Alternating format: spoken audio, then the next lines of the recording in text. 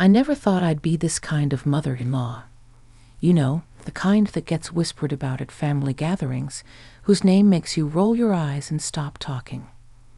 But here I am, at 50 years old, with my reading glasses perpetually pushed over my head and 20 years of working on award-winning advertising campaigns, and I wonder if I'm imagining that comment. Have any of you ever wondered about your own reality?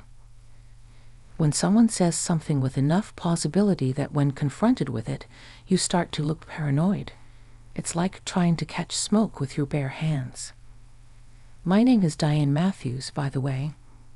Copywriter extraordinaire by day, reluctant mother-in-law? Well, always. Family is something that can't be tolerated. You can't leave her at the office. She comes home for you and sits across from you at Thanksgiving dinner, making remarks about how dry the turkey is while your daughter looks at you with pleading eyes. My daughter Eliza married James 3 years ago. The wedding was perfect. Perfect from a Pinterest perspective. Perfect from a magazine perspective. The kind of perfect that is worth more than my first house. James is successful, charming, and adored by everyone but me. Not because I didn't want to love him. God, how I wanted to. But there's something about the way his smile doesn't reach his eyes when we're alone together. There's something about the way his compliments are like paper cuts, seemingly harmless until you realize you're bleeding. You look great for your age, he said yesterday, leaning against my kitchen counter while Eliza went grocery shopping. I can see where she gets her potential. What does that even mean? Am I crazy if I feel like I'm getting goosebumps? Hearing the emphasis he put on the word potential, as if my daughter was some unfinished project he'd graciously taken on. I've spent my career searching for the perfect words to make people feel something. To want something. I know the power of language, how the space between words can hold more meaning than the words themselves. It's what makes me good at what I do. It's what makes me sure I'm not making things up. Have you ever smiled through clenched teeth when something inside you is screaming? Before James, I was the cool mom. The one who let Eliza's friends clean out the fridge and watch scary movies late at night. The mom who helped with college applications, breakups, and the disastrous blue hair phase of sophomore year. I was the mom who taught her daughter that her voice mattered, that her boundaries were sacred, that she deserved respect. Now I'm the mother-in-law who doesn't understand modern relationships, who is stuck in her patterns, who is just overprotective. Last Christmas, James gave me a self-help book on how to age gracefully. I thought of you right away, he said as the rest of the family watched me unwrap it. Everyone laughed. What was I supposed to do but laugh too? To thank him for his concern while my cheeks burned with humiliation. Mom was always unsure about getting older, Elisa explained to him, as if I wasn't sitting next to her, as if she needed to translate me to make me more understandable. When did my daughter become his translator? When did I become the one who needed to be explained to? Yesterday, while helping me cook dinner. Elise had excused herself to take a work call. James reached for my knife. His hand touched mine, lingering for a moment. We're a good team, he said, lowering his voice. If things would have been different, who knows? I pulled away, nearly dropping the bowl I was holding. I need to check on the roast, I muttered, even though we both knew he had 30 more minutes. In the safety of my kitchen, I pressed my palms against the cool countertop and tried to calm my breathing. Maybe I was overreacting.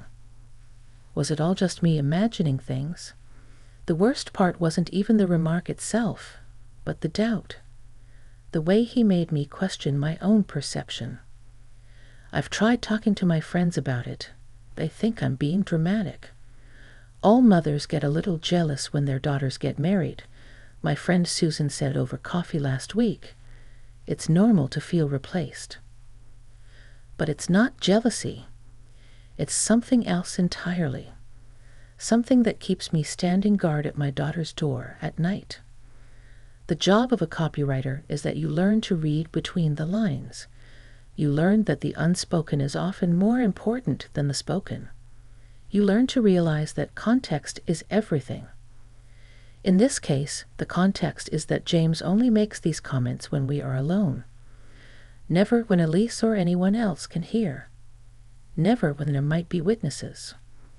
"You know, Diana," he once said after a few glasses of wine at a family dinner, "Eliza may have your looks, but fortunately she doesn't have your strong character." He laughed, clinking his glass against mine. No offense. No hard feelings. A universal disclaimer that gives people permission to say whatever they want without repercussions. Sometimes I wonder what would have happened if I had told Elise. If I laid out every comment, every lingering touch, every moment that made my instincts scream danger. Would she believe me? Or would she see a jealous mother unable to let her go? A woman making mountains out of molehills because she can't accept that she is no longer the most important person in her daughter's life.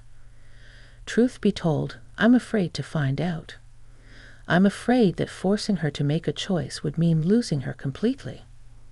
So instead, I smile. I laugh at his jokes. I pretend not to notice when his gaze lingers too long. I tell myself I'm keeping the peace for Eliza's sake.